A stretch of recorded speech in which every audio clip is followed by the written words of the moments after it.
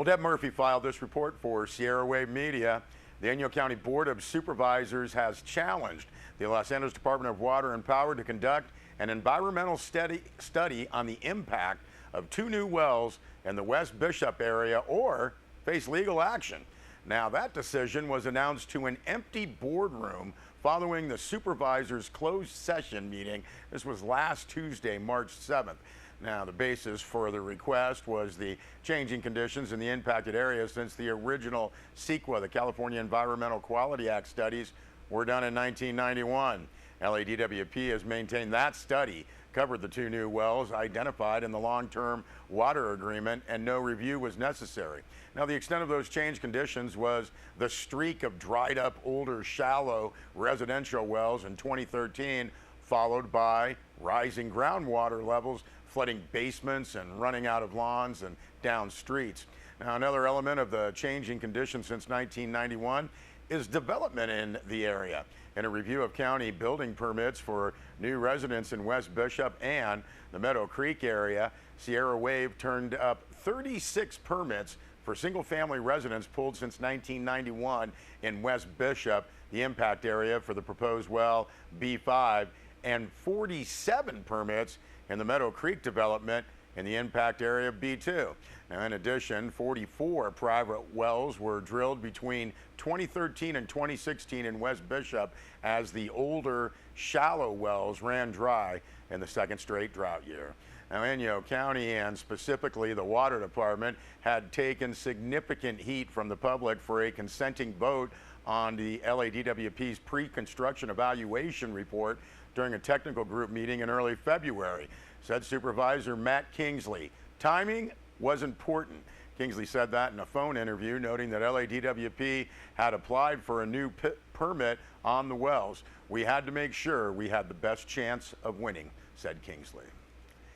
And the Big Pine Paiute tribe of the Owens Valley issued a press release saying that on March 7th, Chairwoman Shannon Romero of the Big Pine Paiute tribe of the Owens Valley, she appeared before the Los Angeles Department of Water and Power commissioners with a plea for help. Now, snow from winter months will soon be melting from peaks of the Sierra Nevada above Big Pine, and the press release notes the tribe may lose out on its allotment of water due to a broken pipeline. Now, Chairwoman Romero and other tribal representatives requested the City of Los Angeles Department of Water and Power replace the pipe and compensate the tribe for water not delivered by LADWP in 2015 and 2016.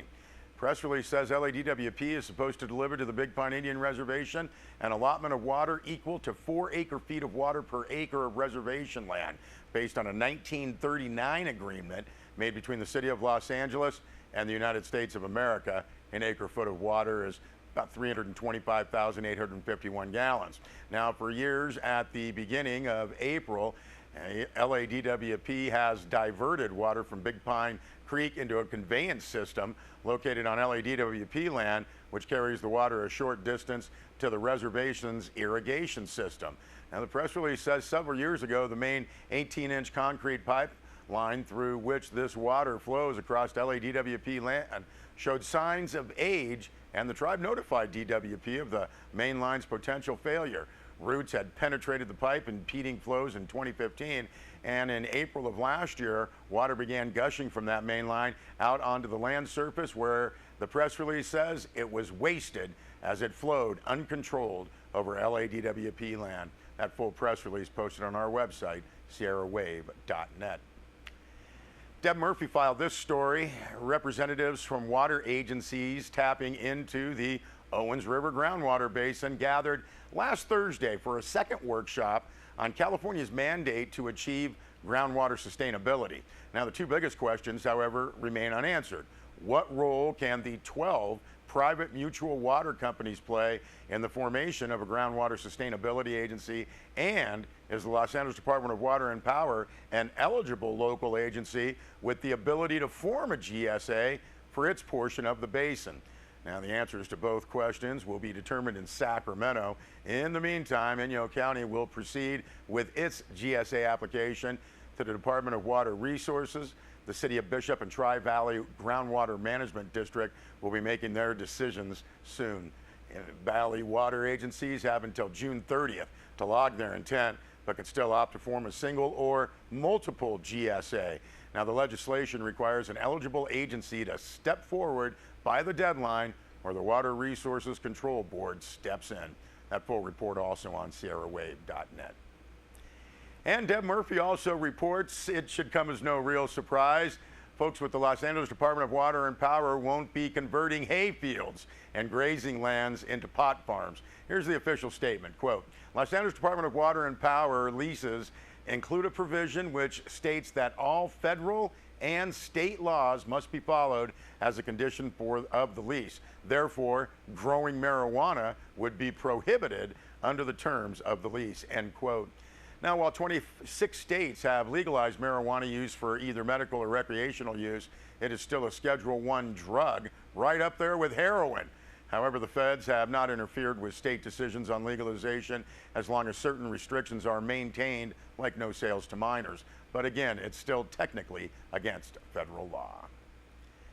Well, the Inyo County Sheriff's Dispatch received an emergency 911 call last week, 7:15 in the evening, and this was in reference to a neighbor dispute that escalated into a stabbing. Now, according to the reporting party, the press release states, who was also determined to be the suspect, an argument over personal property resulted in a male neighbor being stabbed with a kitchen knife. Marie Deflon, a 58-year-old woman from Bishop, was arrested and booked with felony assault with a deadly weapon. Bail was set at $25,000. Assisting agencies included Bishop Police Department and the California Highway Patrol. Press release notes that the victim was initially transported to Northern Inyo Hospital. However, due to the injury, flown out for further medical care. Well, recently, after continuous monitoring of the snow load on the water treatment plant, all available Mammoth Community Water District personnel were requested to assist in removing snow from the Lake Mary treatment plant roof. Now, the press release notes the effort continued an additional 3 days with help from the California Conservation Corps, as well as an industrial-sized snowblower from Mammoth Mountain Ski Area. Now, the effort and resources required to lighten the snow load were significant. 24 people helped in the removal effort, 12 from the district and 12 from the California Conservation Corps. Rob Motley, the district plant maintenance and electrical supervisor, said, we utilized 2 of our snow blowers plus a larger blower borrowed from Mammoth Mountain Ski Area to help remove the snow. Motley, he was on the roof all 4 days and initiated the shoveling efforts, and he said to transport people to shovel took 3 snowmobiles and a snowcat, which made over 26 trips. That full story also is posted on SierraWave.net. A lot of people pulling together to get that snow off. We'll be back with more news.